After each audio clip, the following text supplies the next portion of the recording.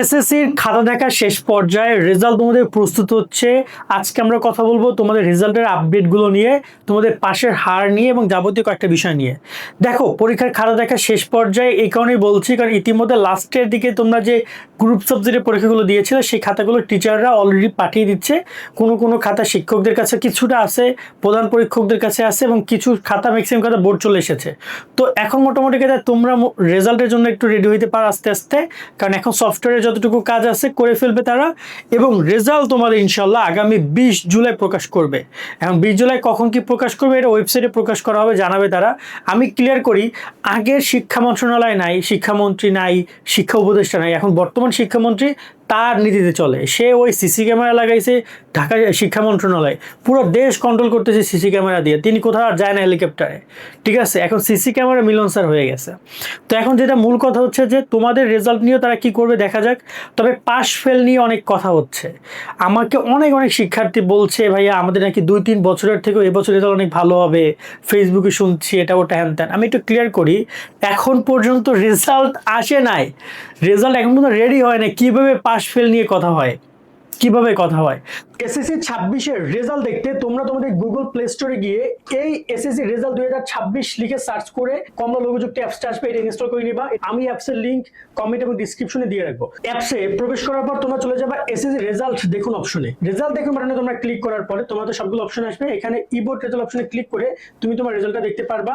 এছাড়া মার্কশিট সহ সকল বোর্ডের ওয়েবসাইট থেকে তোমরা রেজাল্ট দেখতে পারো। সেখানে ক্লিক করে সবগুলো বোর্ডে আলাদা আলাদা ওয়েবসাইট পাবা, এখান থেকে রেজাল্ট দেখতে পারবা। তোমার এখানে ফল পুনরীক্ষণ, তোমার কলেজ ভর্তি, বোর্ড ভিত্তি, এগুলো রেজাল্ট তুমি এখান থেকে দেখতে পারবা। আমরা আশা করছি যে গত বছর থেকে অন্তত এবছর রেজাল্ট ভালো হবে, এটা আমরা আশা করছি। আমরা তোমাদের কাছে চাইতেছি এবং আল্লাহর কাছেও চাইতেছি যে আল্লাহ ওদেরকে একটু ভালো করে পাস করাই দিও, গত বছর থেকে ওদের জন্য পাশের আর বেশি থাকে। কিন্তু ওইরকমভাবে একদম শিওর দিয়ে তথ্য দিতে পারছি না, কারণ এখনও রেজাল্ট রেডি হয় নাই। তো আশা করি তোমরা এই পয়েন্টটা বুঝবা।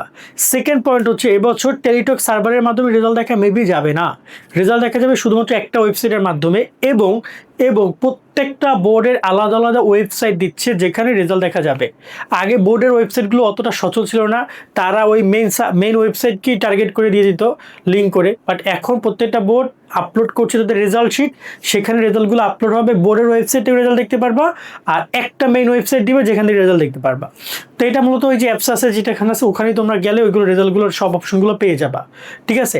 আর একটা বিষয় তোমাদেরকে আমি জানিয়ে রাখতে চাই যে রেজাল্ট যদি কোনো কারণে ফেল আসে, রেজাল্ট খারাপ হয়, তোমাদের জন্য কিন্তু একটা গোল্ডেন অপরচুনিটি হচ্ছে। তোমাদের এবার খাতা পুনর্নিরীক্ষণ বা পুনর্মূল্যায়ন হচ্ছে। অর্থাৎ বোর্ড চ্যালেঞ্জ করলে খাতাগুলো আরও একবার দেখা হবে, যেটা আগে কখনোই দেখা হতো না। আগে দেখা হতো কি, নাম্বার যোগ আছে কিনা, ঠিক আছে কিনা, ওএমআর ঠিক আছে কিনা। এখন তো ওইগুলো দেখা হবেই, তার সাথে খাতা টিচার সঠিকভাবে মূল্যায়ন করছে কিনা, তুমি কেন নাম্বার কম পাইছো, কেন ফেল করছো, কেন বোর্ড চ্যালেঞ্জ করছো, তার সমাধানও তারা বের করবে। মানে বেশ বড়সড় চেঞ্জেস আনতে যাচ্ছে তারা। সো আমার মনে হয় যে তোমরা কেউ হতাশ হবে না।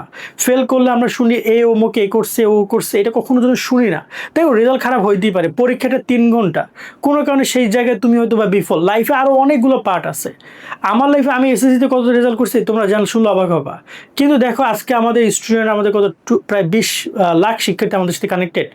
আমরা ভালোবাসা পাচ্ছি না তোমাদের কাছ থেকে। এসএসসি রেজাল্ট খারাপ করছি, ইন্টারমিডিয়েট রেজাল্ট অনেক ভালো হয়েছে আমার।